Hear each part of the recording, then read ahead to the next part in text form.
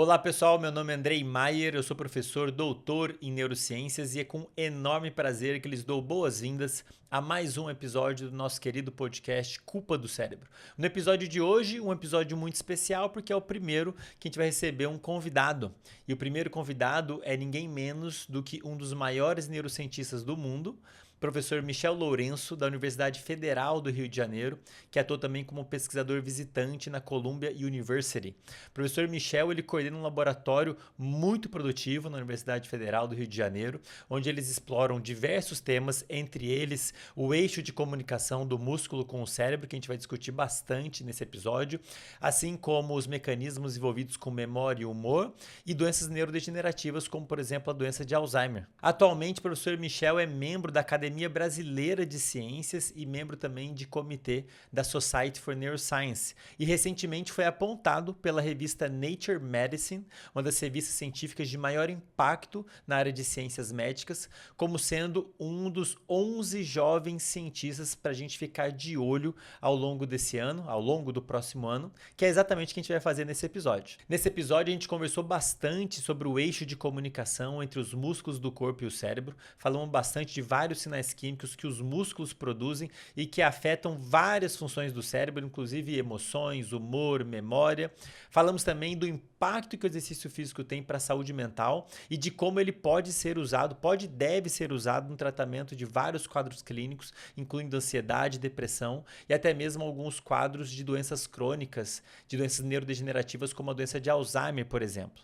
Falamos também dos melhores tipos de exercício físico para a gente colher o máximo de benefícios possível. E no final do episódio ainda tem uma cereja do bolo que vocês vão amar e não tenho dúvida que vai deixar vocês com água na boca, querendo mais conversas com o professor Michel. Como nos outros episódios, para quem quiser ouvir, assistir um tópico específico, na descrição desse vídeo, desse episódio, tem os momentos em que a gente discute cada um dos tópicos abordados ao longo desse episódio, mas eu recomendo fortemente que você assista e escuta o episódio todo, porque realmente a gente foi um bate-papo em que a gente teve vários insights e fez vários raciocínios, não tenho dúvida que vocês vão adorar a conversa, tanto quanto eu adorei. E para finalizar, pessoal, como sempre, peço a vocês que estão aqui acompanhando esse projeto, que curtam esse episódio aí na plataforma que vocês estejam usando e quero deixar vocês super à vontade para colocar nos comentários de um modo geral, assim como dúvidas que vocês tenham ao longo desse episódio e sugestões de outros temas que possam ser abordados aqui no podcast. E como sempre, foi, é e vai ser um prazer incomensurável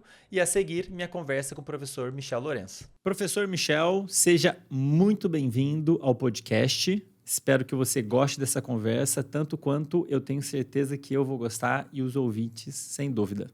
Professor Andrei, é um prazer estar aqui, uma experiência muito interessante e divertida, vai ser ótimo conversar com você. Para quem não sabe, estava conversando com o Michel agora há pouco, é a primeira vez que ele está participando de um podcast e fico muito feliz com isso, muito feliz, sim, muito agradecido por você abrir um espacinho na sua agenda que eu não tenho dúvida que é concorridíssima. Obrigado mesmo por ter liberado aí um espacinho para conversar com a gente. Não teria como não aceitar esse convite tão interessante. Sempre aceita, né, Michel?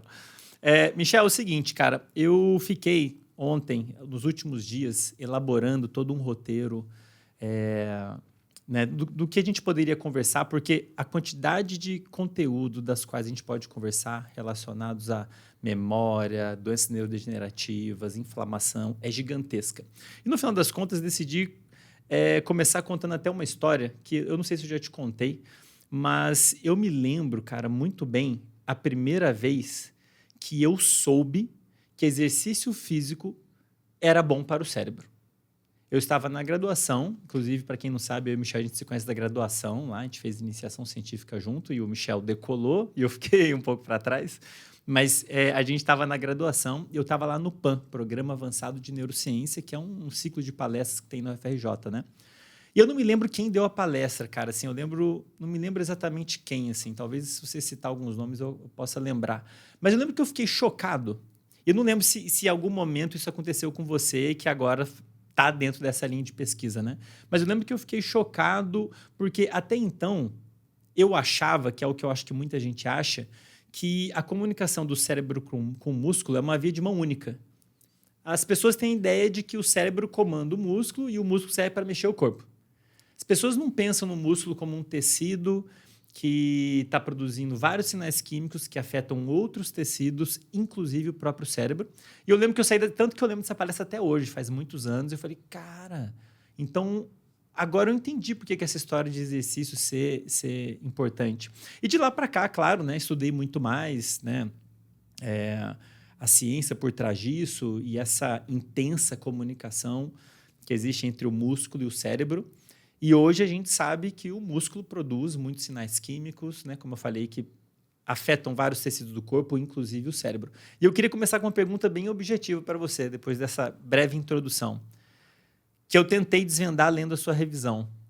Quantos sinais químicos, mais ou menos, a gente já tem, só para a galera ter uma noção, quantos sinais químicos a gente já tem bem caracterizados, que são produzidos e liberados pelo músculo e que afetam o funcionamento do cérebro? Bom, Andrei, primeiro eu tenho que começar te corrigindo. Não dá para dizer que você não decolou, né? Um acadêmico super inteligente, com um alcance de divulgação que está tendo, eu acho que é um feito bastante notável. Obrigado. Então, eu acho que você tem que estar feliz por isso. Bom, muito interessante a gente lembrar esses tempos de PAN, né? Que a gente, nessa época, assistia com bastante interesse, né? Porque são palestras muito interessantes. E eu não lembro exatamente quando foi a primeira vez que eu ouvi que o exercício era bom para o cérebro. Porque a gente sempre escuta que é bom para o coração, que é bom para combater a obesidade, diabetes, mas para o cérebro eu não lembro exatamente. Mas quando eu soube dessa informação, eu fiquei assim, bom, mas o quê? Como? Como isso acontece, né? E isso também acho que foi parte do que me levou um pouco a estudar esses fenômenos. Respondendo de forma objetiva ao que você perguntou, no mínimo uns 10. Umas 10 moléculas diferentes que a gente conhece, bem caracterizadas, que conectam, digamos assim, respondem, são liberadas pelo músculo e têm efeito no cérebro, vamos dizer assim. Mas a cada dia, a cada mês, a gente vê novos trabalhos, não só corroborando, confirmando os efeitos dessas moléculas, mas também descrevendo outras. Inclusive moléculas totalmente atípicas, vamos chamar assim. Coisas que a gente não imaginaria que serviriam de comunicação entre o músculo e o cérebro. E nisso você está se referindo à comunicação direta? Porque tem essas duas possibilidades, vamos dizer assim, né? O músculo produz sinais químicos que vão lá, passam a barreira hematocefálica, aquela barreira que separa o que está dentro dos vasos do tecido nervoso, do cérebro, né? E afetam o cérebro de alguma maneira, alguma região do cérebro, e, consequentemente, circuitos e comportamento. Isso seria uma comunicação direta, né? Mas tem também a comunicação indireta, que seria o músculo afetando o fígado, que, por sua vez, produz sinais químicos, ou afetando algum intestino, sei lá. Então, nesse grupo de 10 que você está se referindo, está incluindo essa comunicação direta ou tudo, de um modo geral? Estou me referindo basicamente à comunicação direta, mas quando você começou a falar, você acertou no ponto, porque eu pensei logo no fígado.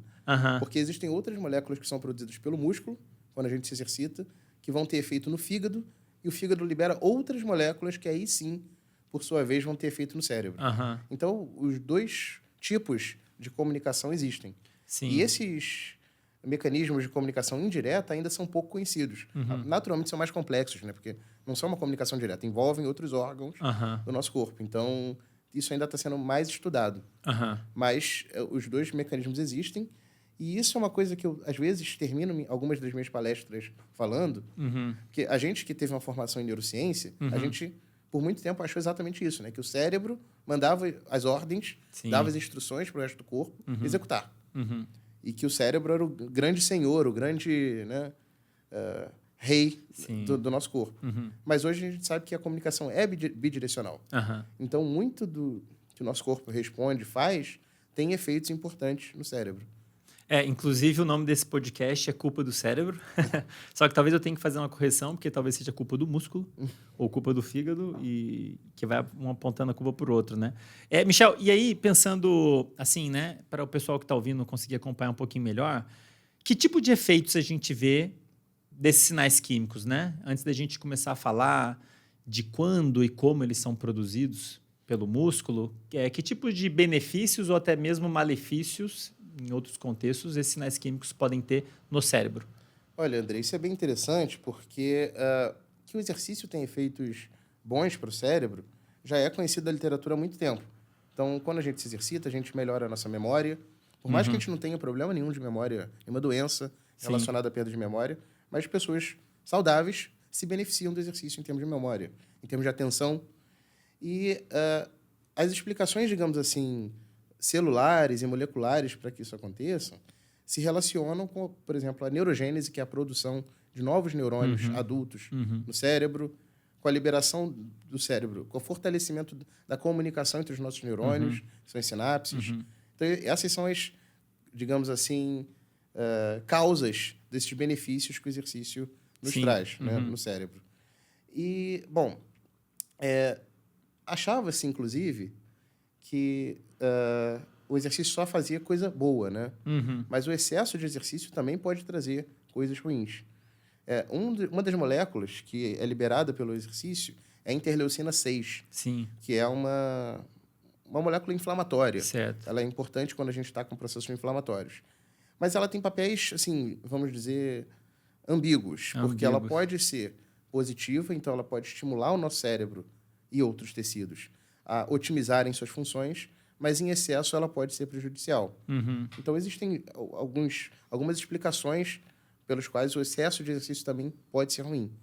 Caramba, que interessante, Michel. Você tocou exatamente num ponto que eu fiquei super curioso ontem, porque ontem eu estava revisando a sua revisão, uma das suas revisões, inclusive vou deixar na descrição para quem quiser ler, muito legal, muito didática, né? Obrigado. E na hora que eu li sobre a interleucina 6, eu pensei algo desse gênero. Eu falei, ué, mas curioso, né? Então, estão falando aqui de um sinal químico que pode trazer benefícios, mas eu me perguntei, não é um sinal químico envolvido com resposta inflamatória?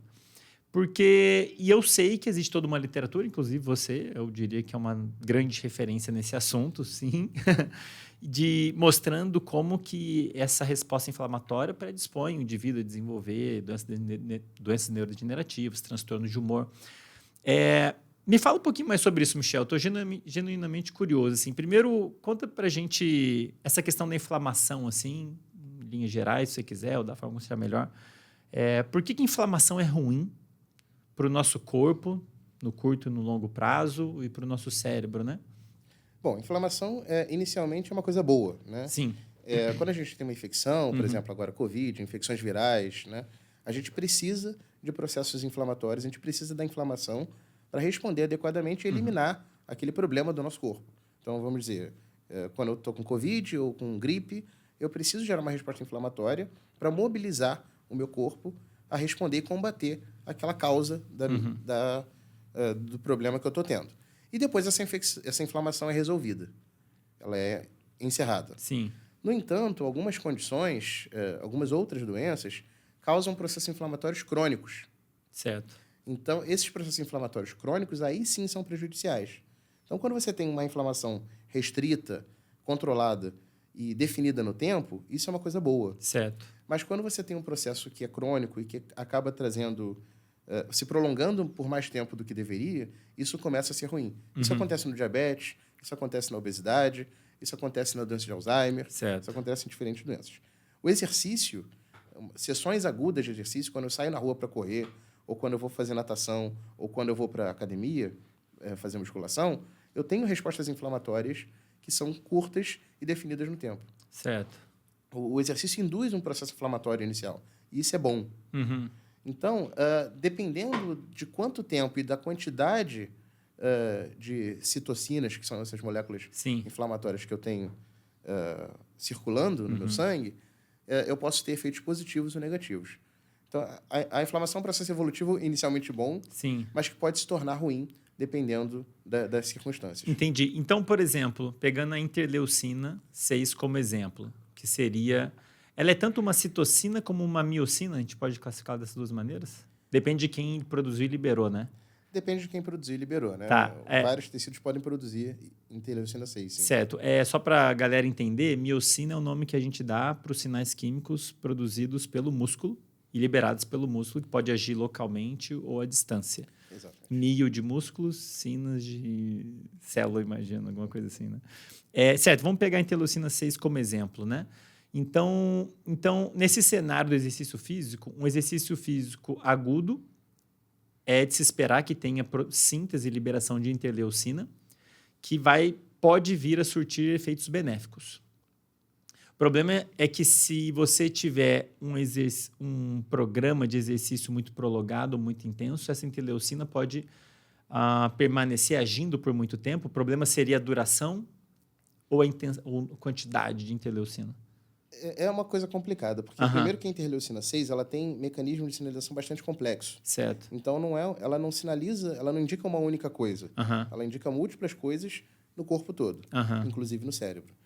E a questão do exercício também é complicada porque você tem várias variáveis, vários fatores que interferem no que você pode chamar de excesso de exercício. Certo. Pode ser que seja excesso de carga, pode ser que seja excesso de periodicidade, você esteja fazendo com muita frequência. É bem conhecido aí de pessoas que malham e fazem exercício regular que é importante você ter períodos de descanso, de recuperação muscular. Então, você ultrapassar, digamos assim, essa barreira pode gerar um benefício. E também não é só a interleucina 6 que, digamos, medeia a parte ruim do excesso de exercício. Certo. Tem uma série de outras moléculas que também estão envolvidas nesse processo. Mas, pensando fisiologicamente, a interleucina 6 ela tem um papel importante logo depois que você faz exercício, que é não só favorecer o ganho de massa muscular, por exemplo, ela acaba tendo uma ação que a gente chama de autócrina, ou seja, o músculo produz interleucina 6 e essa interleucina 6 age nele próprio, além de agir em outros tecidos. E, claro, outras células também produzem interleucina 6. Então, o cenário acaba sendo bastante complexo para a gente definir uma razão mais simples. Assim. Sim. No entanto, eu acho que já é bastante conhecido e razoável falar que a interleucina 6 pode ter papéis positivos ou negativos, dependendo da intensidade e da rotina, digamos assim, de exercício físico. E tem alguma maneira... Assim, na verdade é uma pergunta dupla agora, né? Porque eu estou aqui me colocando no lugar das pessoas que estão aí vivendo no dia a dia. E aí eu estou me perguntando assim, né? Poxa, como é que eu sei se o que eu estou fazendo é o adequado ou não? Existe alguma maneira de eu avaliar, a pessoa avaliar se, por exemplo, a prática de exercício que ela está tendo está sendo excessiva? Que sintomas a gente poderia esperar de uma pessoa que está tendo uma resposta inflamatória inadequada? Olha, por exemplo. Excesso de lesões, ter lesões mais frequentemente, fadiga muscular, bom excesso de fadiga, na verdade, porque fadiga é normal logo depois que a gente faz exercício. Mas quando você se sente cronicamente que, na verdade, você está com menos energia em vez de estar com mais disposição, né? Mas eu acho que a avaliação adequada precisa ser feita por um professor de educação física, por educador físico, ou por um fisioterapeuta, né? Claro.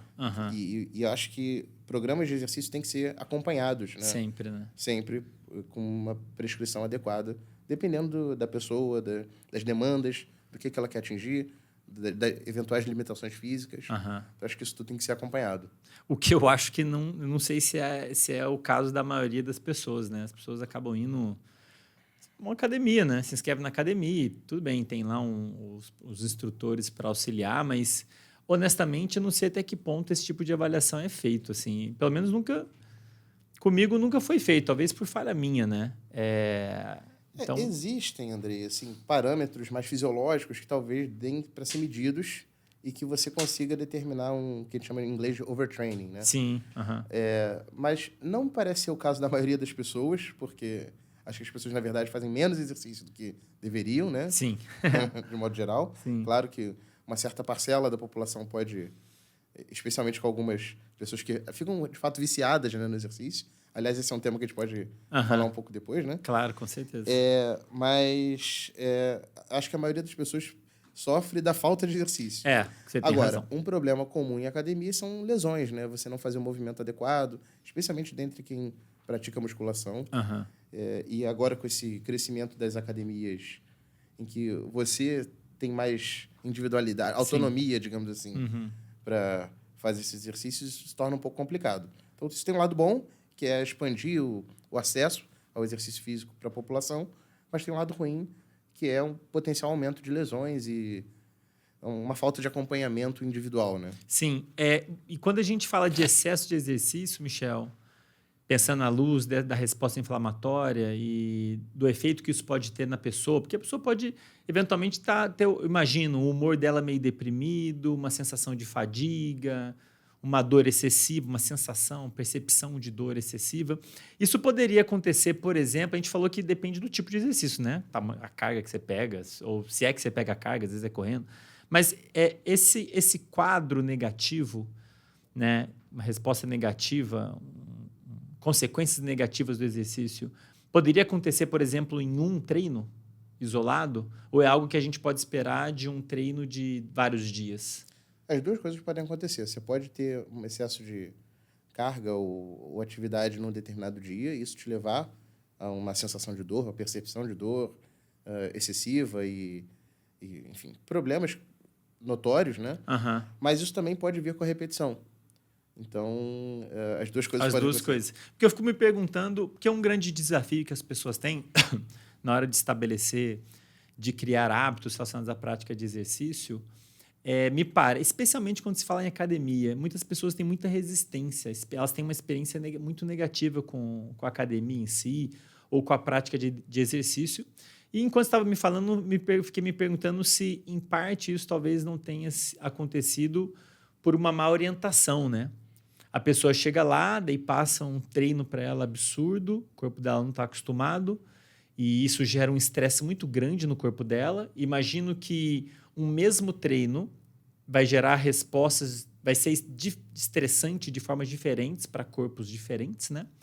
E imagino que a resposta inflamatória, me corrija se eu estiver errado, resposta inflamatória que o corpo das pessoas gera frente ao exercício deve ser bem diferente também, né? Então, para algumas pessoas, imagina uma pessoa sedentária. Ela fala, vou começar. Aí chegou lá, passaram um treino pesado, 1 hora e meia, correr, levantar e nananã. Isso pode gerar uma resposta inflamatória tão grande no corpo da pessoa que leva ela a sentir sintomas muito negativos. Então, ao invés de ela ter uma experiência positiva com o exercício, meu humor melhorou.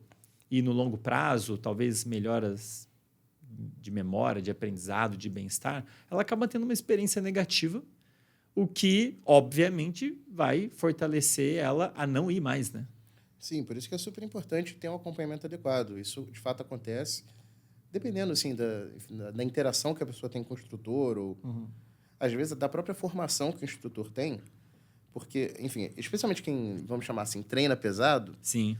Quer botar metas mais duras, digamos assim, mais fortes.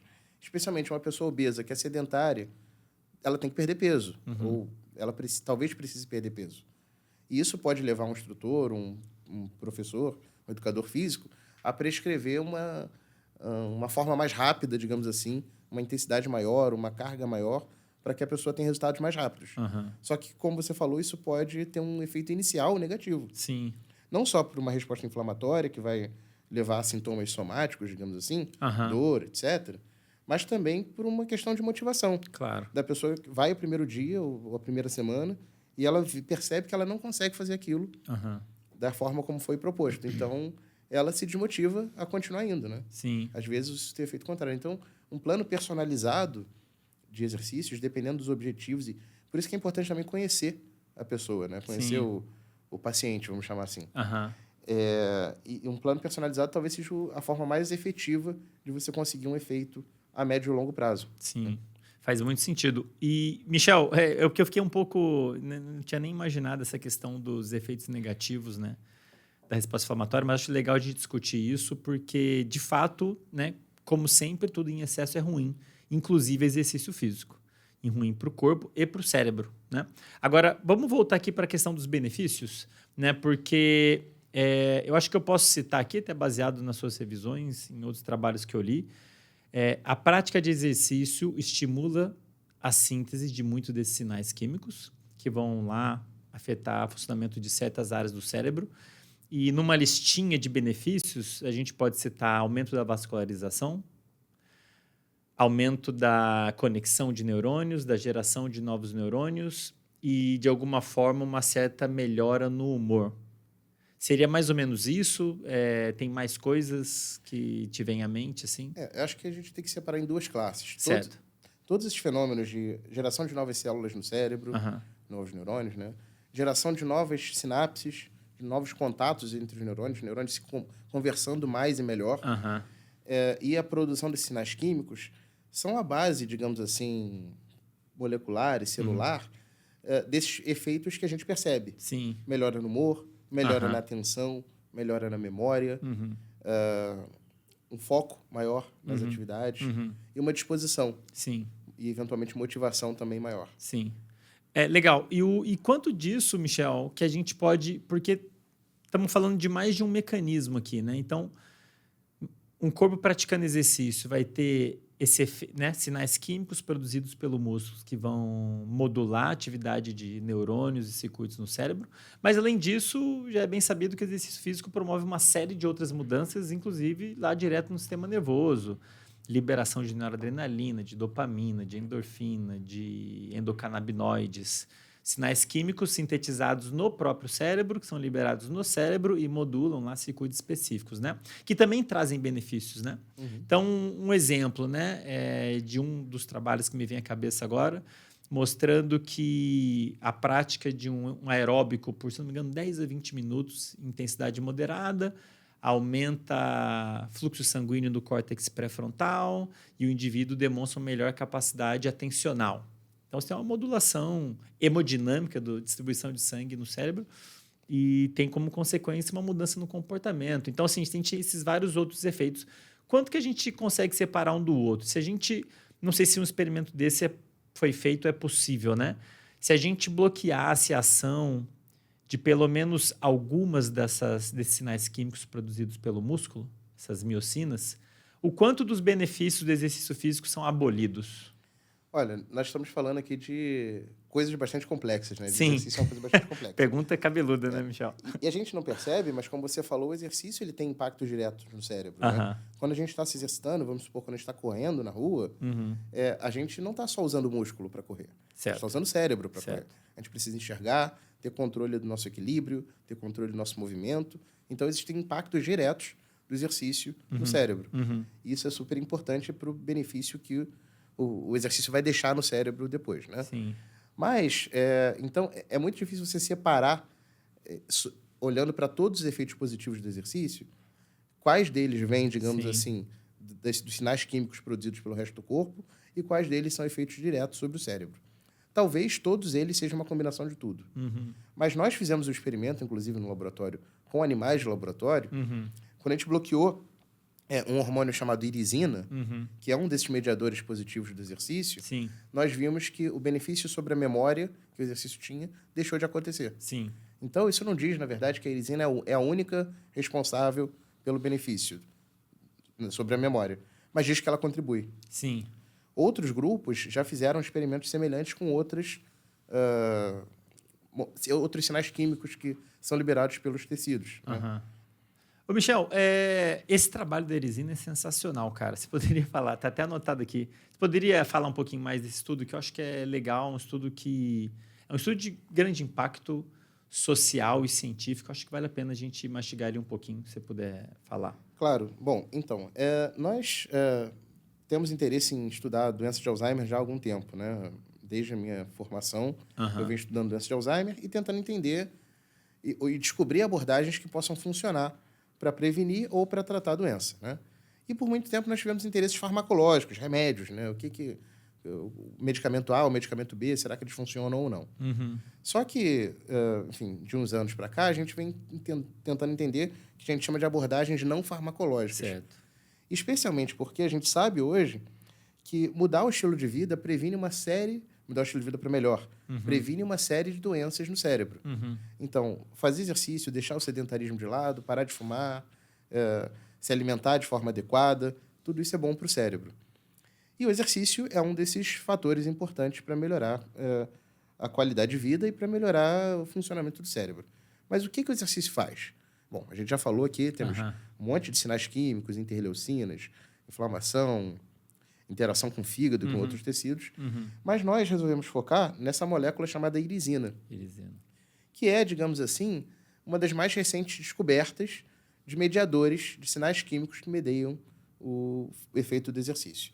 Só uma pergunta, Michel. Teve algum motivo em especial para vocês terem focado na irisina à luz? Porque até aquele momento a gente já sabia que tinham outros sinais químicos, né? Por que vocês quiseram focar na irisina. Exato. Até que no momento tinham outros sinais químicos, mas a irisina apareceu como mediador importante, porque é um sinal químico produzido pelo músculo logo depois do exercício e que regula o nosso metabolismo. Então, esse era o interesse do nosso grupo, por outras razões. E também porque sabia muito pouco sobre a irisina. Certo. Então, eu acho que a gente, como cientista, a gente quer descobrir o desconhecido, né? Claro, claro. Então, a ideia de pesquisar o efeito da irisina no cérebro veio muito dessa curiosidade sobre o que a irisina... Se a irisina poderia fazer alguma coisa no cérebro e como. Né? E aí, essa molécula, esse sinal químico, foi descoberto por um grupo de Harvard, da Universidade de Harvard, nos Estados Unidos, como algo que é produzido pelo exercício e que regula a gordura, regula o nosso tecido adiposo, para ser mais preciso. Promove mudanças que são positivas para o tecido adiposo. Só que se a irisina fazia alguma coisa no cérebro, era uma coisa pouco conhecida.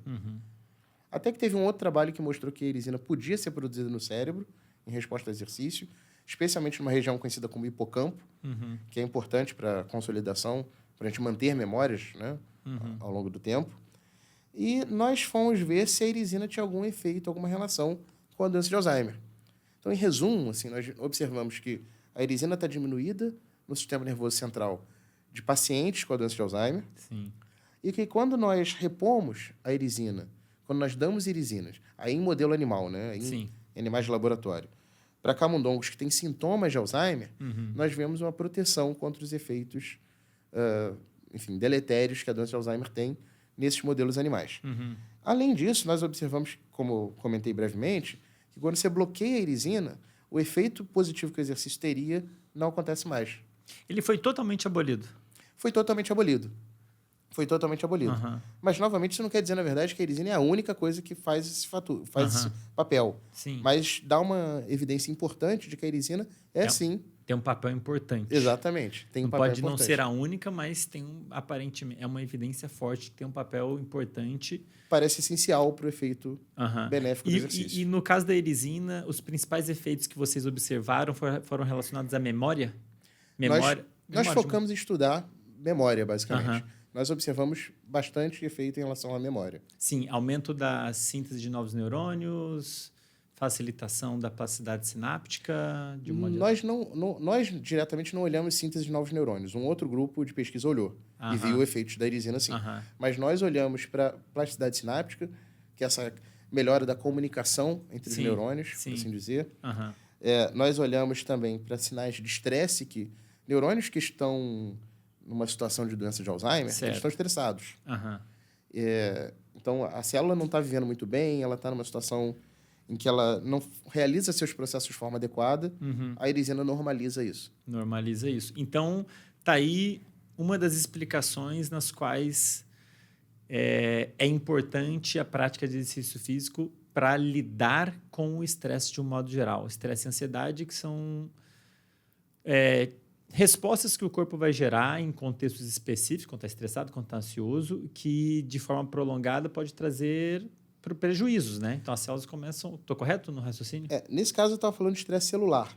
Mas já que você tocou nesse assunto, que é super pertinente também, existem evidências de que, sim, o exercício é importante para manejar, digamos assim, para controlar o estresse psicológico. Que é uma causa importante de ansiedade e de depressão. Exercício, inclusive, tem efeito positivo sobre pacientes com depressão.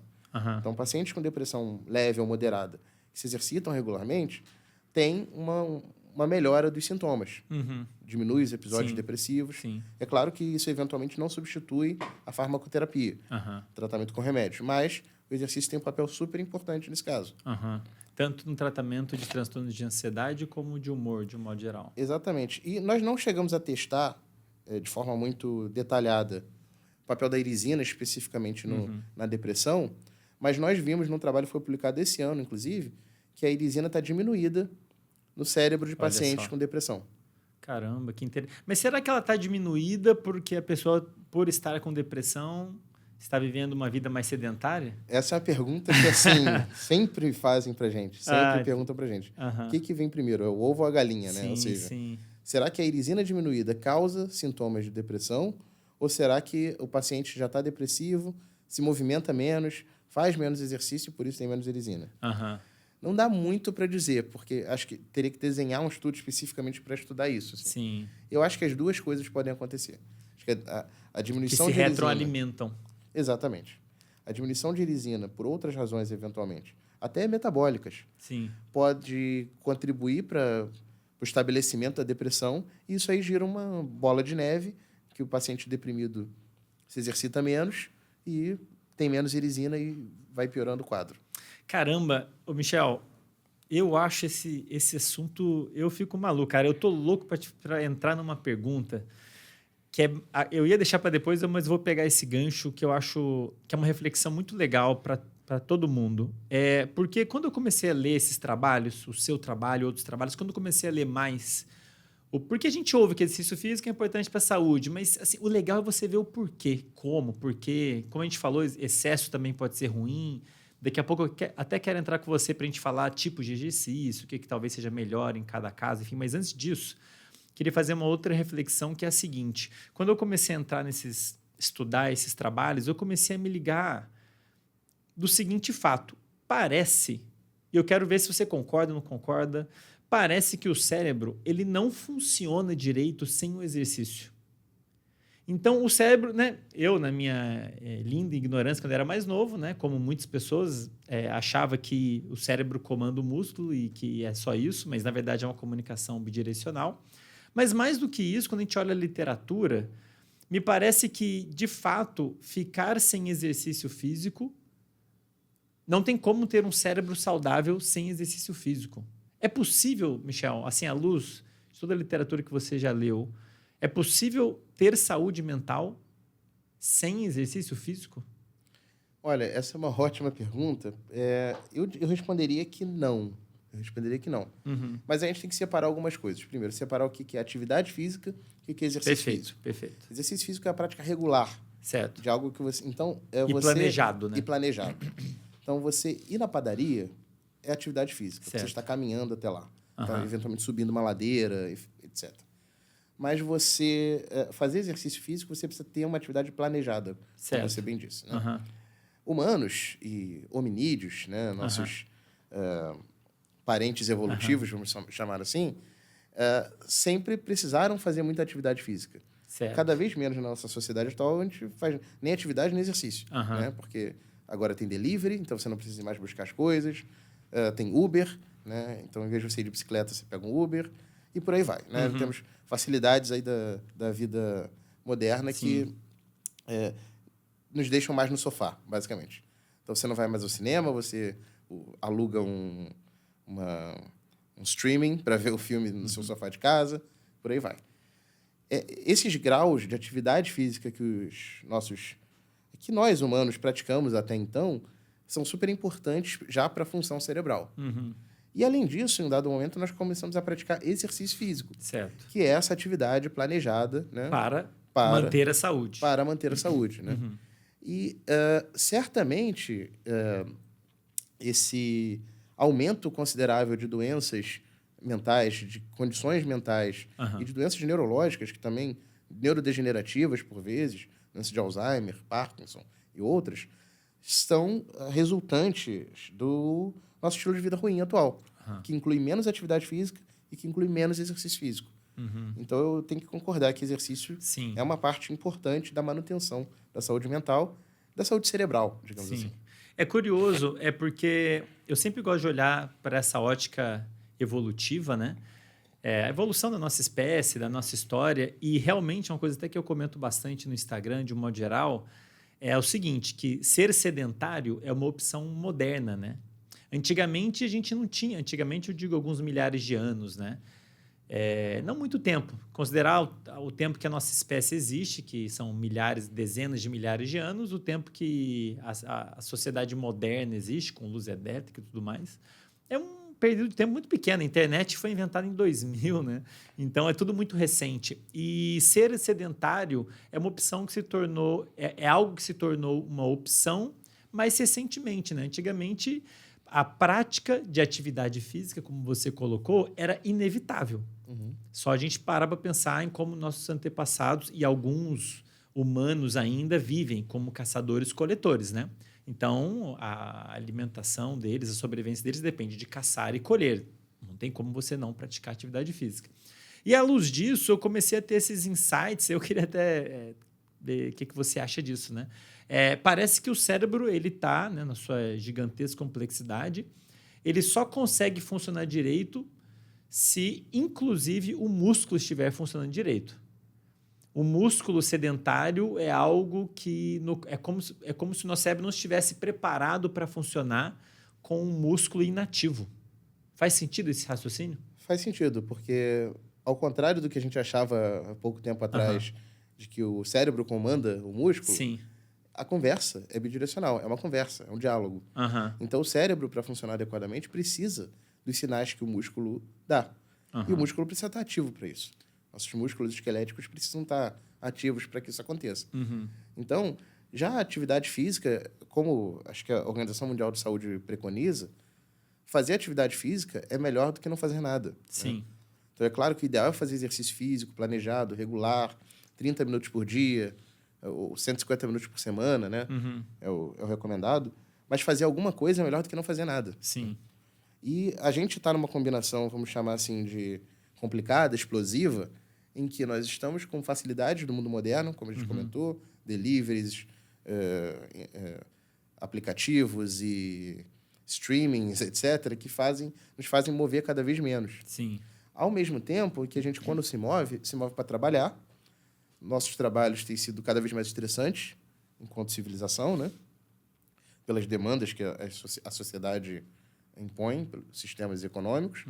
E também, então, nós estamos nos estressando mais e trabalhando mais com menos tempo para comer bem. Sim.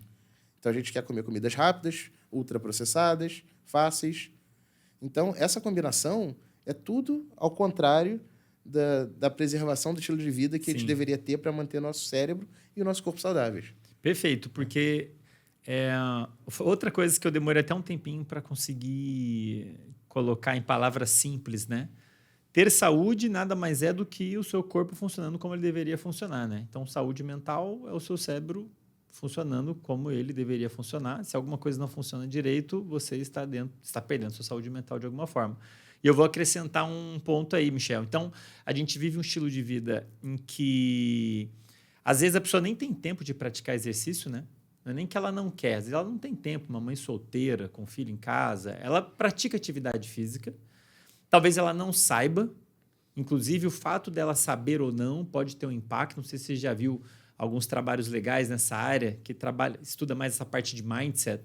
Inclusive, tem um trabalho que eu adoro, que eu já comentei em algum outro episódio, das camareiras no hotel. Já ouviu falar desse trabalho? Não, esse não. Ele é um trabalho antigo já, feito lá por uma pesquisadora da Universidade de Stanford, chama Elia Crum.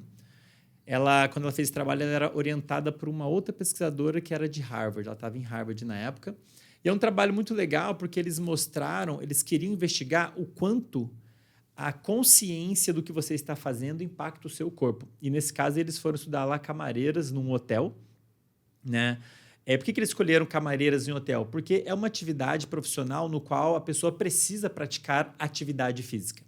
Não é exercício físico. Elas não estão praticando aquela atividade para fins de saúde.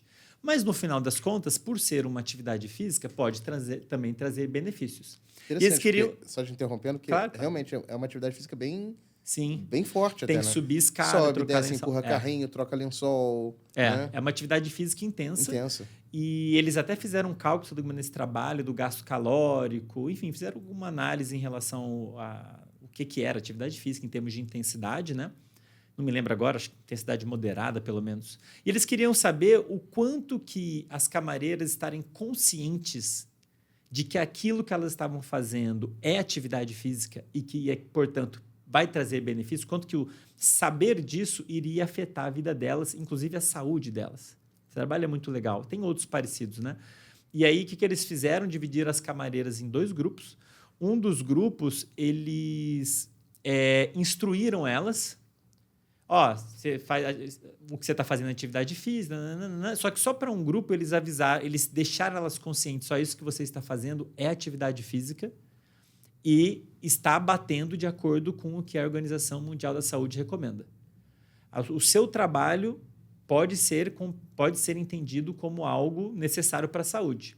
Então, elas ficaram conscientes, tipo, poxa, então quer dizer que o meu trabalho é o que eu... Né, o tal da atividade que todo mundo fala que tem que fazer, beleza. O outro grupo, eles deram outras instruções parecidas, mas não deixaram elas conscientes desse fato. E aí, depois de não me lembro quanto tempo, algumas semanas, não me lembro agora, eles foram lá avaliar a saúde dela. Peso corporal, circunferência abdominal, uma série de parâmetros. E o pessoal que eles tinham deixado, as camareiras que estavam conscientes de que o que elas estavam fazendo era atividade física e que aquilo iria promover saúde, tiveram melhoras nos parâmetros de saúde. Se não me engano, pressão arterial, circunferência abdominal diminuiu, peso diminuiu. Apesar de o que elas faziam no dia a dia não mudou nada. Eles controlaram isso, né? Então, a vida delas continua a mesma, de todas elas. Só que o fato de um grupo ter tomado consciência de que o que eles estavam fazendo era benéfico para a saúde, realmente acabou fazendo aquilo ser benéfico para a saúde. Então, é um trabalho até famoso na área que a gente chama de mindset, mentalidade, né? Mentalidade, a autopercepção, a consciência do que você está fazendo. E acho que casa bem com o que a gente está falando, né? Importante deixar claro isso. Exercício físico é um tipo de atividade física. É uma atividade física planejada, programada para promoção de saúde. Mas isso não quer dizer que outras atividades físicas que você possa ter no seu dia a dia, como ir andando para o trabalho, ir de bicicleta para o trabalho, é o que eu comento com o pessoal no Instagram, né? Olha, exercício físico não é ir à academia. Uhum. Parece que sim, porque você olha no digital, é só o que tem. Inclusive, eu acho que eu contribuo um pouco porque eu vou à academia. Peço desculpa se eu desencorajei alguém. Eu sei que muitas pessoas têm uma resistência com a academia por vários motivos. É monótono e a pessoa pode ficar envergonhada por vários motivos. Ela pode não gostar, né? Mas existem inúmeras outras opções de exercício e atividade física, né? Sim. Agora, Michel, a gente estava falando dos benefícios, né? Então, prática de atividade física, né? De um modo geral, vai promover uma série de mudanças no corpo, o músculo mesmo libera sinais químicos que vão afetar o cérebro. Entre as modificações que a gente observa lá no cérebro, a gente tem, por exemplo, melhora da comunicação entre os neurônios, como você falou, síntese de novos neurônios e por aí vai, uma modificação lá até estrutural, né? O quanto disso a gente pode traduzir para o dia a dia da pessoa. Então, assim, uma pessoa que está praticando atividade física regularmente, posso esperar que ela vai ter um desempenho melhor, digamos, de memória do que uma pessoa que é sedentária? Olha, tem muitos estudos nessa seara, digamos assim, nesse campo. Uhum. Tem um estudo até do pessoal da Califórnia que mostrou que uma única sessão de exercício já melhora a memória em alguns testes específicos. Isso não quer dizer automaticamente que a pessoa faz uma sessão de exercício, vai passar a lembrar mais da matéria. Né? Da matéria, por exemplo. Mas que em algumas tarefas específicas a melhora da memória, né? E depende também muito dos protocolos, né? De qual exercício você está fazendo e como. Uhum. Isso ainda é uma confusão, né? Porque é muito difícil sistematizar ainda, porque existem inúmeras possibilidades de exercício físico. Sim. Eu posso praticar desde polo aquático até ginástica rítmica, até corrida e golfe. Então, é muito difícil ainda sistematizar e dizer qual é o melhor protocolo, em que condição, né, causa a melhor... mais maior benefícios, efeito, né? Mais benefícios, exatamente. No entanto, se você agrupa pessoas que exercitam versus pessoas que não exercitam, você, de modo geral, vê uma retenção de memória maior dessas pessoas que exercitam. No longo prazo. No médio e longo prazo. Médio e longo prazo. Porque, assim, tem também o efeito agudo, né? Então, eu pratico exercício, aumento a oxigenação, tem uns efeitos agudos que vão me permitir ter maior... Depende do exercício também, né? Depende do exercício. Porque me perguntam muito, né? Exercício antes ou depois? E no digital, assim, o pessoal quer coisa mais simples, né? Mas, infelizmente, nesse caso, não é tão simples, porque o número de variáveis é enorme, né? A intensidade do exercício, a duração do exercício, qual é o exercício, se é aeróbico, se é de força, se é aquele da meditação, que eu esqueci qual que é o termo técnico para esse tipo de exercício, né? E se é melhor antes ou depois, vai depender muito... Vai depender de muita coisa. Mas, além de características individuais também, né? Além de características individuais. Mas por isso que eu estou perguntando no longo prazo, porque eu estou imaginando uma atividade, seja ela qual for, praticada regularmente, fazendo com que o corpo funcione adequadamente por meio da liberação de miocinas e por meio de talvez um efeito anti-inflamatório em alguns casos. E no longo prazo, então, a gente pode dizer que um grupo de indivíduos que pratica atividade física regularmente tem um desempenho de memória melhor do que os que não. Sem dúvida, sem dúvida. E assim, isso independe da modalidade de exercício que você faz. E tem gente também que argumenta, mas, puxa, eu não tenho 1 hora por dia ou 2 horas por dia para fazer exercício. Então, eu não faço. Os 10 minutos, os 15 minutos que você eventualmente disponha já são melhores do que nada. Sim, sim. Eu estava lendo, Michel, um livro que eu acho que... Eu vou até te recomendar. Putz, se você lesse esse livro, é grande, se você quiser ler, né? Depois ter seus insights em algum outro episódio, isso é muito legal. Chama Exercised. É de um divulgador... É um neurocientista, eu acho, que tem mais de um livro escrito. Esse é o último que ele escreveu sobre exercício. E olhando o exercício por essas diversas óticas, né? A história do exercício, o que é o exercício. Inclusive, foi ele que comentou em um podcast que nós não somos programados biologicamente para praticar exercício. Isso rolou toda uma discussão na internet, inclusive mandaram esse vídeo, aqui está falando de exercício. De certa forma, ele tem razão, porque, como a gente discutiu, exercício físico é algo relativamente novo, né? Exercício físico é um tipo de atividade física que nós, seres humanos, inventamos para promover a saúde. Antigamente não existia exercício físico, bem antigamente, né? Então, ele fez esse comentário nesse sentido, né? O nosso cérebro, vamos dizer assim, inclusive os circuitos envolvidos com motivação, eles, de certa maneira, têm uma certa resistência para o exercício físico, porque o objetivo do exercício físico é promover saúde. E que era uma coisa que era para vir naturalmente como parte do seu estilo de vida. Antigamente não era necessário você programar uma atividade física para obter saúde ou melhorar o seu desempenho. Atividade física fazia parte do dia a dia. A pessoa saía para caçar e colher e não tinha como comer alimentos ultraprocessados. Um terceiro ingrediente que eu esqueci de comentar, falta de sono. As pessoas, então, praticam pouca atividade, comem mal, falta de sono, isso tudo meio que vira uma bola de neve super inflamatória e acaba prejudicando uma série de processos, né? Então, ele comentou, o autor desse livro, que eu esqueci o nome agora, vou colocar aí na descrição depois, ele fez esse comentário, né, falando do exercício ser algo relativamente recente, no qual nós não estamos... É natural que tenhamos uma certa resistência para esse tipo de atividade. É algo novo, é algo que a gente tem que aprender, inclusive para se motivar no futuro a continuar, né? Mas eu estou comentando dele por um outro motivo, porque ele comenta nesse livro, ele traz todos os dados que trouxeram esse famoso valor de 150 minutos por semana, que a OMS coloca. Na época, se eu não me engano, o primeiro trabalho que caracterizou isso foi um trabalho que foi feito em Harvard. Você chegou já a ver esse trabalho? Um trabalho antigo. Eles pegaram os dados de ex-alunos de Harvard e aí fizeram lá uma análise e compararam a relação entre mortalidade, se eu não me engano, né? Como é que chama? Morte por todas as causas, né? Sim. Em relação à quantidade de exercícios que eles praticaram. Mortalidade por todas as causas. Isso. E viram que quem era sedentário tinha um índice bem maior, né? Olhando a população, do que quem praticava um pouquinho. Só que ele critica um ponto. Ele fala, poxa, será que 150 minutos é o necessário mesmo? Porque na hora que você olha esses dados, a gente vê que a maior diferença em relação à taxa de mortalidade, entre sedentário e quem pratica um pouquinho de exercício. Falei isso tudo para falar isso. Você já chegou a olhar esses dados, Michel? O que você acha disso? Sim. Eu acho que outros estudos, eu acho que, claro, a OMS tem que ter um parâmetro para dar uma recomendação, né? E, claro, quanto mais até um determinado ponto, melhor, né? Mas existem vários estudos que mostram que qualquer exercício, estudos que vieram depois desse, né? Qualquer exercício já causa um benefício maior, assim, grande o suficiente em relação a quem não faz. Então, e acho que isso fica aqui de mensagem também para todo mundo que está ouvindo, Sim. fazer qualquer taxa de exercício físico é melhor do que não fazer. Sim.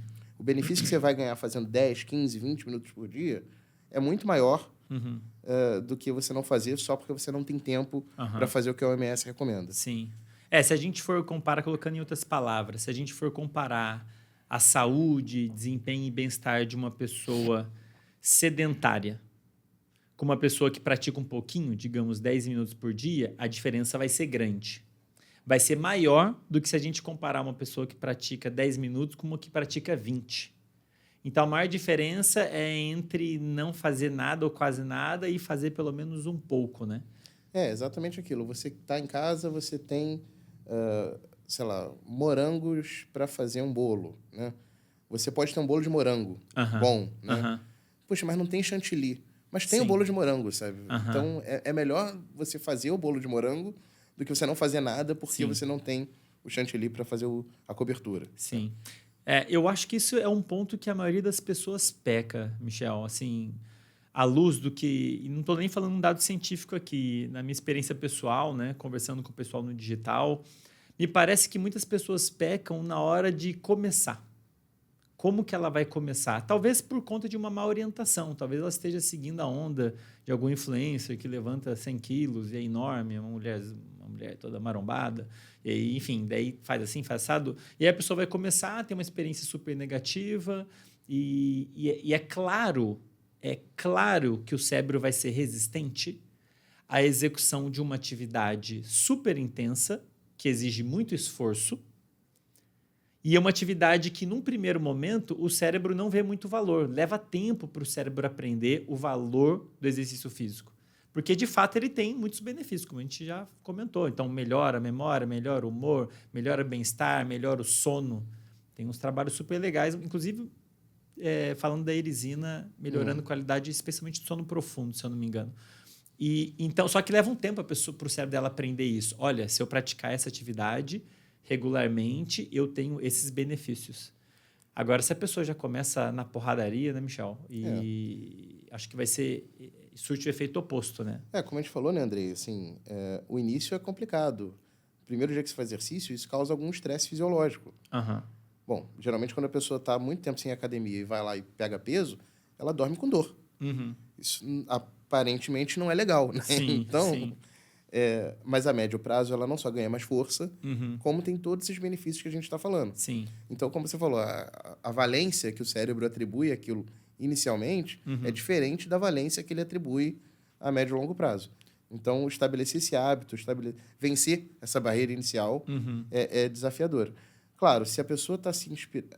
Enfim, influenciadores hoje são parte da nossa vida, da nossa sociedade, e muitos deles servem para inspirar, de fato, as pessoas a mudarem de hábitos. Só que acho que as pessoas têm que buscar aquilo que mais se adequa à própria realidade. E não esperar que a pessoa vai virar a Graciane Barbosa em 2 semanas. Né? Então, acho que é importante a gente vencer essa barreira para começar a fazer alguma coisa e ter a consciência, como a gente estava falando, que existem dados confiáveis para se acreditar que fazer alguma coisa, fazer algum exercício físico é melhor do que não fazer. Dentro das suas condições iniciais. E o progresso você vai perceber ao longo do tempo.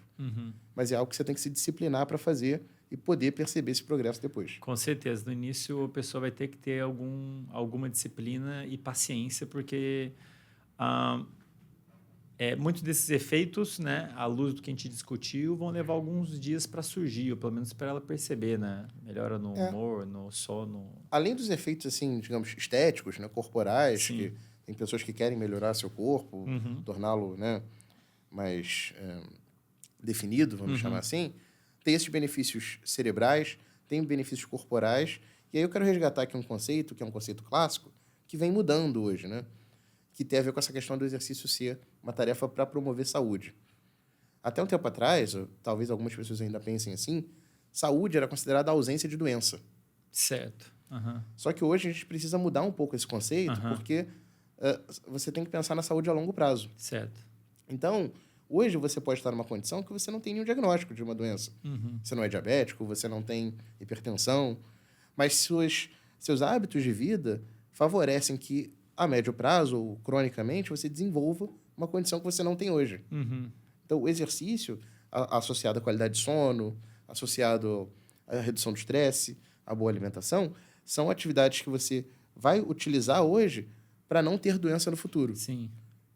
Então, para ter saúde, digamos assim, não basta você não ter nenhuma doença. Sim. Você precisa tomar medidas ativas para que você preserve essa condição de não ter nenhuma doença. Interessante. Saúde não é igual a ausência de doença. Você pode não estar doente agora, mas não quer dizer que você está saudável. Exatamente. Ah, legal. Gostei. Gostei dessa forma de colocar. E relacionado a isso, Michel, né, a gente está falando aqui que é um tema que eu adoro, formação de hábitos, motivação, disciplina. Isso tudo inevitavelmente toca na atividade de um sistema que o pessoal discute bastante no digital, que é o sistema de recompensa.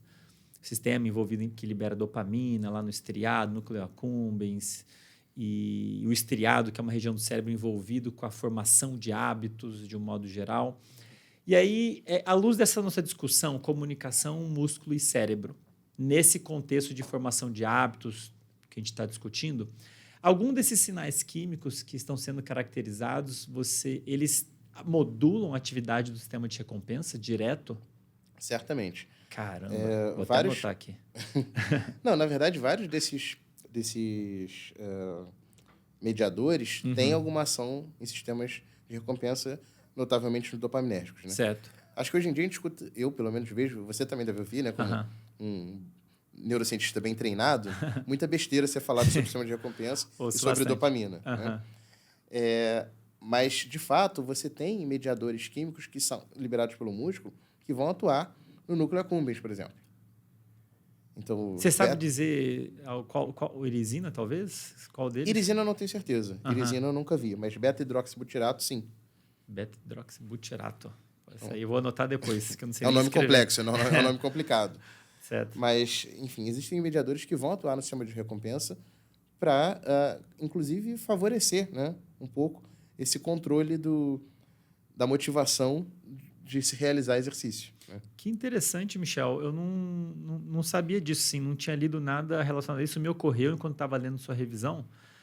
E esse, por exemplo, seria imagino que tenham outros, né? Mas pegando ele como exemplo, o Betinha, que é um nome comprido, produzido pelo músculo em exercício? Ou ele produzido... Porque tem isso, né? A gente pode falar de sinais químicos produzidos pelo músculo, ponto final, que seriam as miocinas, aprendi isso na sua revisão, inclusive. E tem também os sinais químicos que são produzidos ou têm os níveis aumentados quando o músculo está em exercício, que, inclusive, deram uma nomenclatura para eles, que são as exercinas. Exatamente. As pessoas gostam de dar nome, né? Eu sou um pouco contra, assim, ficar dando muito nome, mas nesse caso até que eu gostei. Então, esse sinal químico que você comentou, por exemplo, seria um sinal químico que tende a ser produzido com exercício? Não é um sinal químico específico do músculo, na verdade, é um sinal químico muito importante para uma série de coisas. Ele é aumentado no nosso sangue, por exemplo, quando a gente está em situação de jejum. Né? É um dos que a gente chama corpos cetônicos. Certo.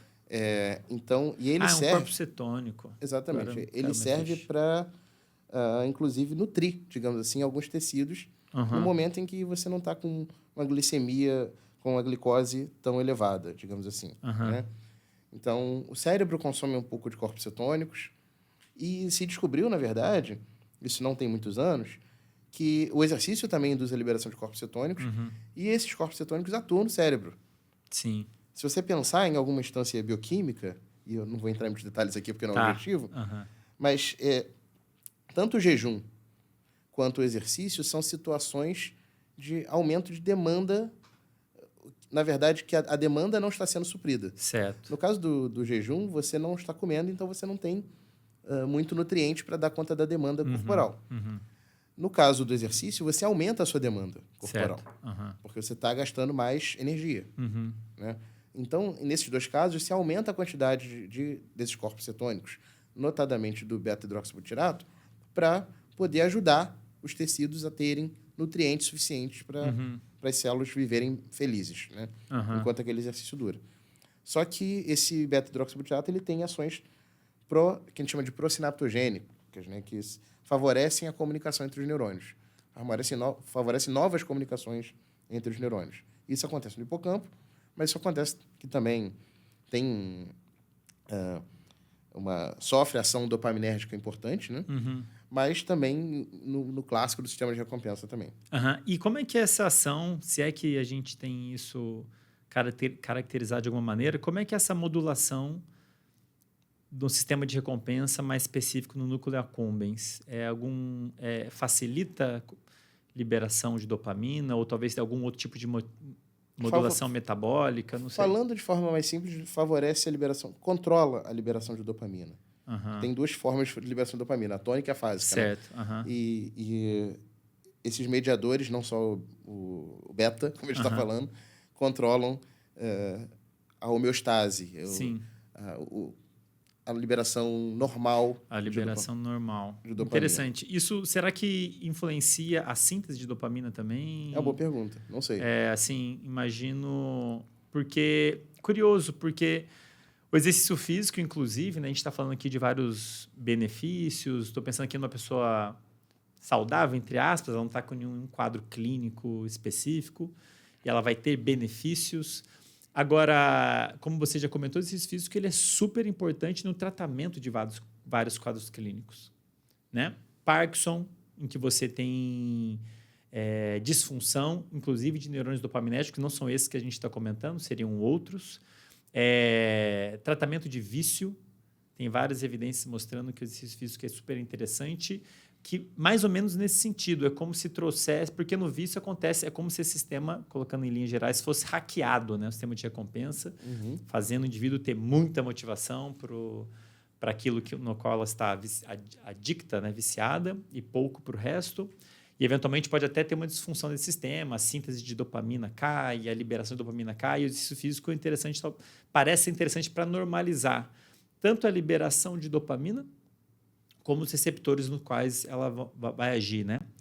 E na depressão, naturalmente, em alguns quadros em que a pessoa tem aquele aspecto de anedonia muito grave, a pessoa está com o humor muito deprimido e desmotivada para tudo. Sem ter prazer com coisas. Sem sentir prazer com coisas que ela habitualmente sente. Então, interessante, porque faz sentido, né? Então, o exercício físico é um dos mecanismos no qual o exercício físico poderia ajudar, talvez seja por meio de corpos cetônicos que vão modular, de certa maneira, a liberação de dopamina lá no sistema de recompensa. Faz sentido esse raciocínio?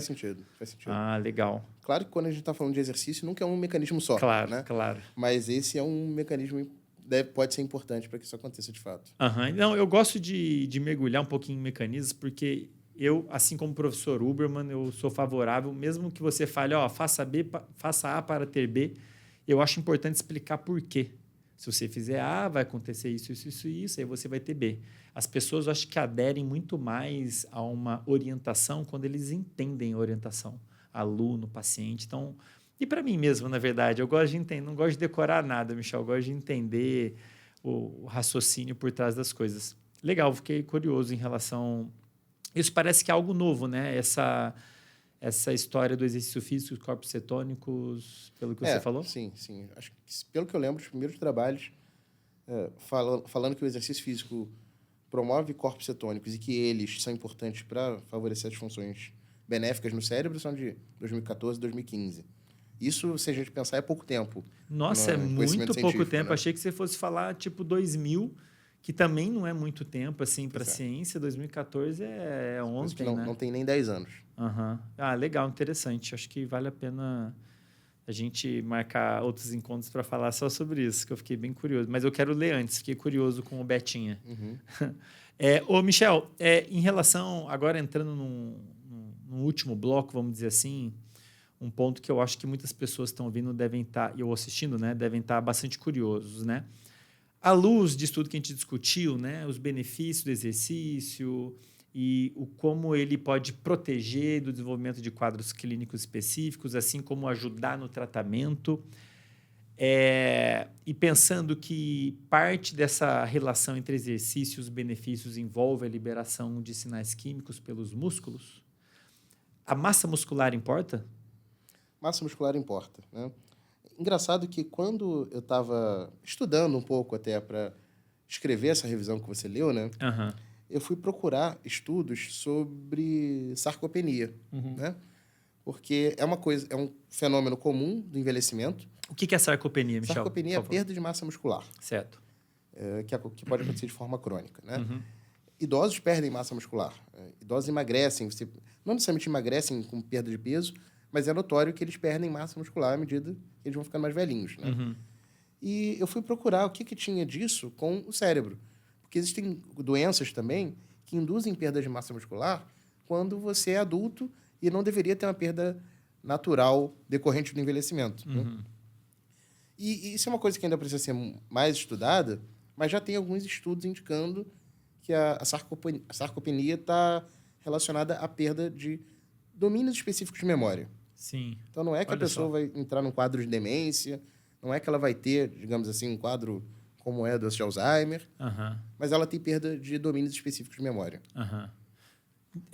Mas aí o oposto também é verdadeiro? Se a pessoa tem, digamos, hipertrofia, eu vou na academia e malho, aumento o volume do meu músculo, isso impacta de alguma maneira esses sinais químicos? Impactam. Existem associações clínicas, pensando em humanos, né? Existem associações clínicas em que não dá para se demonstrar causalidade, não dá para demonstrar que porque a pessoa tem mais massa muscular, ela tem uma memória melhor. Mas quando você transplanta isso, junta isso, na verdade, com os achados que são feitos em animais de laboratório, que são modelos super importantes para a gente entender o que acontece no humano, a gente pode hipotetizar que o ganho de massa muscular deve ser positivo. Então, a princípio, à luz dos estudos com animais, no qual a gente consegue caracterizar melhor esses mecanismos, e olhando os dados de associação em humanos, que seria, eu olho para pessoas com massa muscular maior e vejo que elas têm níveis maiores, digamos, de irisina, talvez? Para citar um exemplo. De irisina, não lembro agora, mas de... Enfim, de algum desses sinais. Né? Interleucina 6, de catepsina B. Então, eu posso especular que o ganho de massa muscular, de fato, vai promover um aumento, enquanto a massa muscular estiver aumentada, da síntese desses sinais químicos, que, por sua vez, vai trazer mais benefícios? Essa é a ideia. Só para deixar claro para as pessoas que estão assistindo ou ouvindo a gente, né? Essas coisas em humanos são sempre super complicadas. Sim. Não é que o Arnold Schwarzenegger, na sua melhor forma... tem uma super memória. Exatamente. Né? Porque tem parâmetros individuais que se sobrepõem e interagem com o ganho de massa muscular. Certo. Mas, em média, nos grupos populacionais estudados, você vê uma correlação, uma associação positiva. Mas se a gente for olhar os estudos com animais e que a gente consegue controlar um pouco melhor as variáveis, né? A gente observa isso, o aumento de ganho de massa muscular, tem um aumento de algumas miocinas e uma melhora no desempenho de memória, digamos? Se observa isso, mas estudar a memória em animal às vezes é complicado. Sim. Então, as coisas têm seus pontos positivos e negativos, né? Estudar a memória em camundongo em modelos animais às vezes é complicado, mas existem indícios nesse sentido dessa hipótese que a gente está falando aqui. Tá. Então, resumindo, é uma possibilidade. É uma possibilidade. Mas não podemos afirmar ainda à luz dos dados científicos que a gente tem. A gente precisa de mais estudos bem controlados em animais e humanos para poder afirmar, aumento de massa muscular, tem aumento desses sinais aqui, melhora disso. Em humanos é especialmente complicado. Acho que eu vim aqui para trazer problema, né? Não, imagina, a discussão é essa mesmo. Mas em humanos é especialmente complicado porque você pode pensar que uma pessoa que tem um ganho de massa muscular, vou novamente citar o Arnold Schwarzenegger, certo. 2 décadas atrás, talvez ele tenha outros hábitos que ajudam também o cérebro. Claro. A alimentação, controle da alimentação. Ele pode dormir melhor, ele pode se alimenta melhor de alguma forma. Exatamente. Então, são variáveis de confusão, mas que no final das contas não importa. Sim. Porque se você adotar esses hábitos de se alimentar melhor, dormir melhor e se exercitar, sim. Você pode ter esse ganho importante. Né? Mas por que eu estou perguntando isso, Michel? Porque eu queria entrar na próxima pergunta, né, que você deve também receber bastante, que é qual o tipo de exercício, à luz da literatura científica que a gente tem hoje, o que a gente pode afirmar, né, em relação a isso? Qual o tipo de exercício que é mais interessante, mais recomendado? Se é que existe um. Eu imagino que deva ter a gente deve ter tipos diferentes de exercício mais interessantes em quadros clínicos diferentes. O que dá para a gente afirmar? Hein? Em quadros clínicos diferentes, e eu acho que é uma coisa que acaba sendo muito individual. Eu acho que o que em coletivo a ciência pode dizer, vou falar aqui, por exemplo, de doença de Alzheimer e demência, né? Por favor. Em específico. É que fazer exercício é bom. Certo. Mas qual modalidade de exercício vai depender da sua disposição, da sua individualidade em termos de capacidade de locomoção ou capacidade física. Vai depender, enfim, do seu quadro clínico específico. Então, é muito complicado dizer, olha, esse tipo aqui é o melhor, façam esse tipo. Sim. Mas é certamente importante consultar com o médico e consultar com o educador físico o que melhor se adapta. Sim. Porque uma das dificuldades também para humanos, como a gente falou aqui, como esse livro que você comentou, o Exercised, né? Talvez a gente não esteja preparado para o exercício. Sim. Então, uma das dificuldades é a aderência. Sim. Então, não adianta eu te dizer aqui que, sei lá, polo aquático é a melhor coisa. E aí você não consegue fazer polo aquático. Claro. Seja porque você não tem acesso, seja porque você não gosta, odeia aquele negócio. Às vezes você odeia piscina, tem alergia a cloro. Exatamente. Aí você vai fazer, vai se sentir horrível, não vai ter o efeito esperado. Então, o protocolo de exercício ideal para cada um tem que ser aquele que você gosta, minimamente, né? O que eu gosto mesmo é ficar sentado no sofá vendo alguma coisa no streaming. Mas, assim, aquele que não te incomoda muito e que você vai conseguir ter uma aderência boa.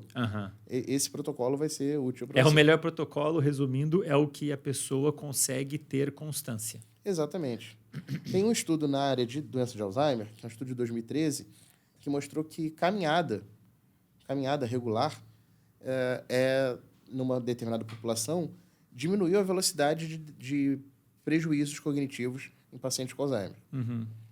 Talvez, enfim, corrida fosse melhor. Mas quantos pacientes acima dos 65 anos que eventualmente não praticaram atividade física ao longo da vida vão conseguir começar a correr? Sim. Eventualmente correr 10 quilômetros. Então, tem que ter essa adaptação. E interessante isso, pensando aí no processo de envelhecimento, vou misturar um pouco algumas coisas que a gente falou, né? A gente falou, ficou claro, né, que o músculo é afetado pelo cérebro, o cérebro é afetado pelo músculo, e aparentemente a massa muscular importa, e tem essa questão do estresse. Quando eu estava lendo sobre os eixos que você colocou lá na revisão, né, me ocorreu o seguinte: dependendo do contexto em que a pessoa está, se ela está muito estressada, ansiosa, você pode, por meio da ativação do eixo HPA, que é o eixo hipotálamo, pituitário, adrenal, que é um eixo hormonal que fica muito ativo numa situação de estresse, né? Promovendo a liberação de mais de um hormônio, mas em especial o cortisol, o hormônio do estresse, que por sua vez afeta o músculo. Então, é possível entender que numa situação de estresse prolongado, ansiedade, estresse prolongado, eu vou afetar a saúde do músculo, talvez por esse eixo também, que por sua vez vai afetar a saúde do cérebro. Com certeza. E aí você pode até fechar um ciclo vicioso aqui, né? Porque aí o cérebro, né, acaba prejudicando o músculo, que estando prejudicado, prejudica o funcionamento do cérebro. Isso se a gente pensar especificamente na comunicação cérebro-músculo. Mas, novamente, tanto o cérebro quanto o músculo estão interagindo com outros órgãos também que podem ser prejudicados pelo cortisol, pelo excesso de cortisol a longo prazo. Né? E aí mais ou menos essa ideia, só que multiplicado por 100. Exatamente. Bem complexo, né? É bem complexo. Ô Michel, então, a massa muscular é interessante, então não tem como eu afirmar hoje se é mais interessante um exercício de força ou aeróbico. A gente consegue... É difícil. Eles têm características diferentes e, além deles terem características intrínsecas diferentes, a gente tem que pensar também em intensidade. Talvez, enfim, eu consiga... Depende um pouco da individualidade também, né? Talvez eu goste ou consiga correr mais do que levantar mais peso. Então, também não adianta falar, olha, o treinamento de força é a melhor coisa, mas você vai na academia e fica sempre com o peso de 1 quilo. Sim. Entendeu? Ou o treinamento de aeróbico é a melhor coisa, sendo que você faz caminhada a 2 km por hora. Então, talvez... É uma coisa a se analisar caso a caso. Sim, realmente... Eu me lembrei na hora que você comentou né, a gente estava falando desse negócio de constância. Tem um trabalho que saiu recentemente, eu honestamente tive tempo de ler ainda, se não me engano, foi da Unicamp, em que eles estavam tentando responder uma pergunta, acho que já antiga na área fitness, do que é mais interessante, se eu não me engano, para fins de resultado no treinamento, né? Nem para benefícios de saúde mental que eles estavam avaliando, né? Mas, no final das contas, vai acabar sendo. Eles estavam perguntando o que é mais interessante, se é o volume de treino ou se é qualquer outro parâmetro agora, volume ou carga, se eu não me engano. Não me lembro qual que era. Não eram repetições ou era carga? repetições, alguma coisa assim. Eu vi uma coisa. Eu não li o trabalho também. Mas eu vi, na verdade, uma notícia. Eu vi a chamada, exatamente. E eu falei, putz, tem que ler esse trabalho. E, bom, não li o trabalho, então tem que ler para a gente poder comentar, né? Mas eu lembro que o resultado que tinha obtido é nenhum nem outro, é o que o indivíduo consegue manter mais constância. Pois é, isso é uma coisa que eu vou chamar aqui de mito de academia, né? Porque tem gente que prefere acreditar que é melhor você fazer menos repetições pegando mais peso, mais carga. E tem gente que prefere acreditar, não, olha, você tem que ter um número de repetições lá, a série são 3 vezes 15 repetições, mantendo a carga. As conclusões, eu não li esse estudo novamente, mas as conclusões dele parecem bem razoáveis, né? Sim. Porque, novamente, não adianta você, às vezes, se extenuar com uma carga altíssima, sendo que você faz a primeira série e você não consegue fazer a segunda. Novamente, entra uma coisa que eu acho que é bastante relevante, e aí educadores físicos vão poder falar melhor do que eu, né?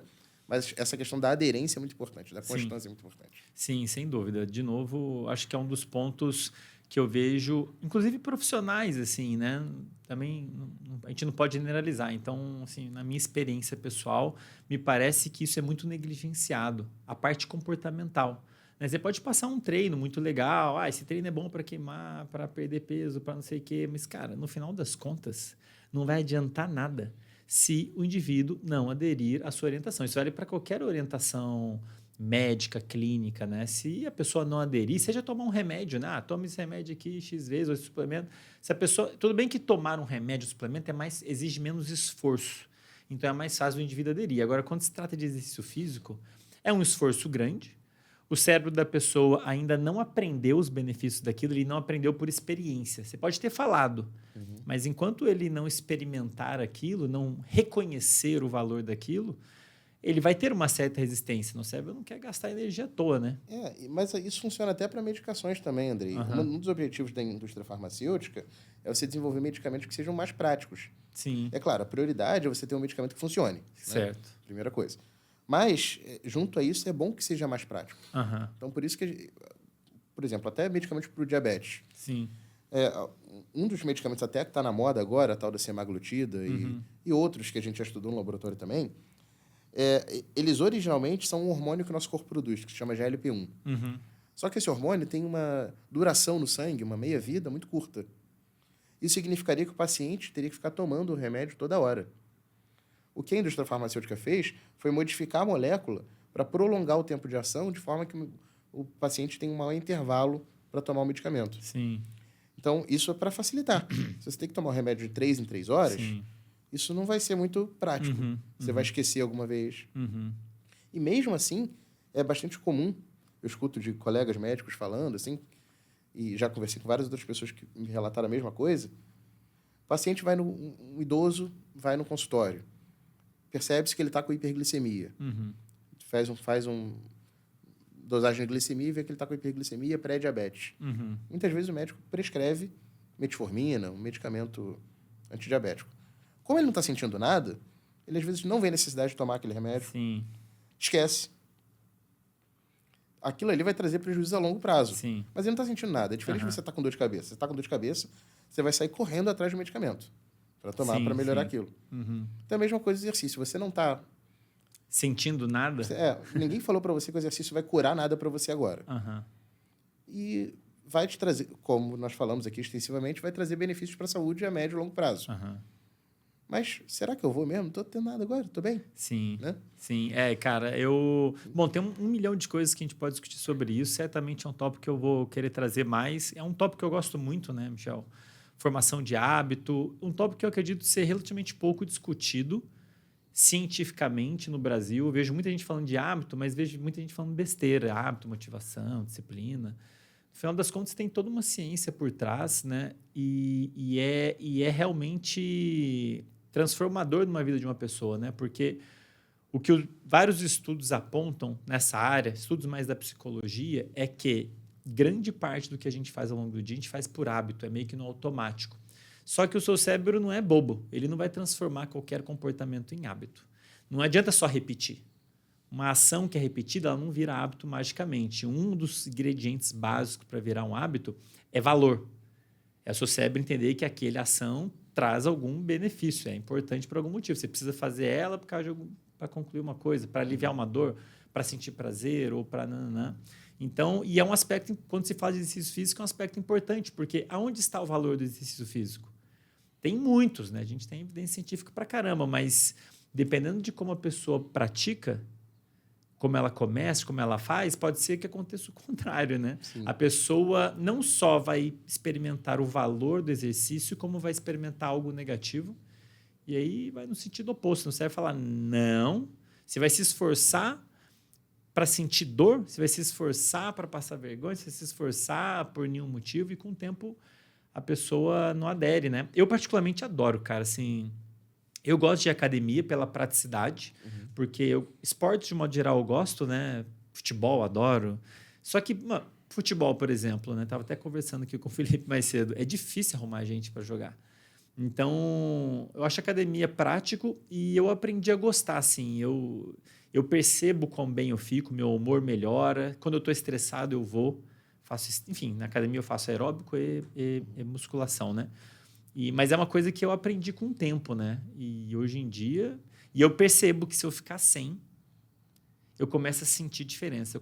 Meu sono começa uns 3 dias na minha experiência. Depois de uns 3 dias, eu começo a sentir meu corpo diferente, eu começo a dormir meio mal, meu humor não fica legal. Então, o simples fato de... No meu caso, é invertido. Não ter, eu tenho uma experiência negativa. Quando eu faço, uma experiência positiva. E eu acho que isso é o segredo para você conseguir sustentar, né? Porque o seu cérebro já assimilou que o exercício é bom, é necessário. É um aprendizado, né? E precisa de experiência, de fato. Mas aí você tem que ser uma coisa bem pensada, né? Para o tiro não sair pela culatra. Ô, Michel, cara, queria fazer uma última pergunta para encerrar nossa conversa, porque se deixar eu vou ficar te alugando aqui para sempre, eu adoro. Mas é bom que a gente guarda para outras oportunidades. E para fechar nossa conversa, queria te perguntar o seguinte, assim, né? Você é um cara que está aí na linha de frente da ciência, por trás disso tudo, por trás dos benefícios do exercício, por trás da fisiopatologia do Alzheimer, demência e tudo mais. O que você vê no cenário atual, de novo? Você já comentou aqui, por exemplo, dos corpos cetônicos, talvez alguma outra coisa, que você vê de novo, assim, que te chama atenção. Você fala assim, cara... Esses dias eu li isso aqui acontece e eu acho que isso aqui vai mudar, isso aqui vai ser legal por causa disso. Posso falar de Alzheimer? Claro, por favor. Porque eu sei que não foi a linha condutora aqui do que a gente falou até agora, mas eu acho que é uma coisa bastante interessante e que me deixa bastante animado, né? Como você sabe, a gente começou nessa área aí uns quase 15 anos atrás, né? Na ciência, e eu sempre estudei Alzheimer. E havia uma dificuldade, assim, de entender, de avançar. Ou seja, o que a gente precisa? A gente precisa de melhores tratamentos e melhor diagnóstico. E eu estou animado com isso, que nos últimos 2, 3 anos, nossa capacidade de detectar, por exemplo, Alzheimer, através de uma amostra de sangue, em um estágio pré-clínico, ou seja, antes dos sintomas aparecerem, aumentou muito. Isso ainda não está disponível, digamos assim, na farmácia ou no laboratório de análises clínicas, mas eu vejo uma perspectiva muito positiva de que em 5 anos, talvez, a gente tenha testes de sangue para detectar Alzheimer. Precocemente. Por que isso é interessante? Porque isso aumenta a nossa capacidade de intervir na doença. E impedir que o processo progrida. De degeneração. Exatamente. Seria um análogo de você descobrir um câncer, um tumor, em estágio inicial. Quando você descobre o tumor numa fase já de metástase, é muito mais difícil de intervir. Porque um ponto importante da doença de Alzheimer é que você tem perda de neurônios e isso não dá para repor. Então, você tem perda de neurônios e não dá para repor, mas muita coisa acontece antes da perda de neurônios. Perfeito. Então, isso que eu ia chegar. Então, se a gente tem uma forma de identificar o início antes de você ter perda expressiva de neurônios, a gente consegue evitar, talvez? Exato. Que legal. Você acha que numa perspectiva de uns 5... Eu sei que é É muito especulação. difícil chutar Mas uma data. 5 anos, assim, para ciência é um pulo, né? Pois é. Assim, eu não sabia disso. Esses dias eu vi um trabalho, até lembrei de você, de um grupo usando inteligência artificial para mapear. Enfim, eu vou te mandar o trabalho para você ler, porque aquilo ali era hardcore para mim, né? Para mapear possíveis alvos terapêuticos de toda a via que vem antes ali da deposição dos beta-amiloides, da proteína tal, que é um marcador importante do Alzheimer. São proteínas que se acumulam, se agregam, estão... Enfim, acho que a gente vai ter que marcar uma outra conversa para conversar mais sobre isso, hein, Michel? Sem dúvida. Será um prazer, Andrei. Caramba, que legal, cara. Eu não sabia disso do diagnóstico. Interessante. Legal, Michel. Poxa, eu queria te agradecer muito, mais uma vez, a sua participação aqui no podcast. Eu sei que sua agenda é bastante corrida. Muito obrigado pela oportunidade e deixo aberto para você, se quiser colocar aí convite para o pessoal, quiser anunciar alguma coisa ou comentar alguma coisa, fica à vontade. Olha, Andrei, foi um prazer. Meu amigo já há muitos anos, né? Sim. Então, foi um prazer conversar com você. Acho que esse podcast tem uma função muito importante. Isso me deixa muito feliz e estarei sempre aberto para estar aqui. Legal. Ó, não promete, hein? Senão você vai ter que vir, hein, Michel? Não, será com certeza um prazer. Professor Michel, muito obrigado e nos vemos na próxima, então. Pessoal que está me ouvindo, como sempre, foi um prazer incomensurável e a gente se vê no próximo episódio. Até lá.